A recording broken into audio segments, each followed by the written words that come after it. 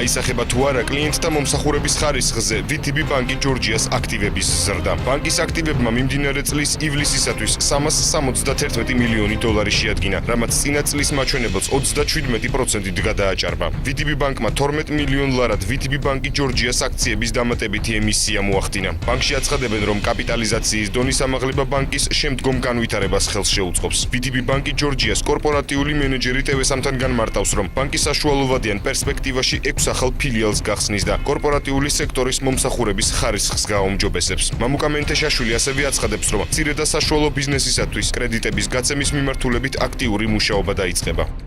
VTB ბანკმა სრულად გამოისყიდა VTB ბანკი ჯორჯიას ემისირებული აქციები, რის შედეგადაც ბანკის კაპიტალი 12.2 მილიონი ლარით გაიზარდა.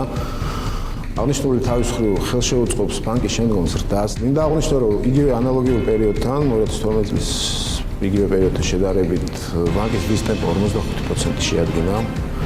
ეს არის როგორც კორპორატიული, ისე retail მიმართულება. VTB ბანკის შვილობილი კომპანიების ხელმძღვანელმა მიხეილ იაკუნინმა 7 სექტემბერს მედიის წარმომადგენლებს განუცხადა, რომ VTB ბანკი ჯორჯიას განვითარების ტემპებით კმაყოფილია. ინფორმაციისათვის, VTB ბანკი ჯორჯია საერთაშორისო ფინანსური ჯგუფის VTB ჯგუფის წევრია, რომელიც 20-მდე ქვეყანაშია წარმოდგენილი.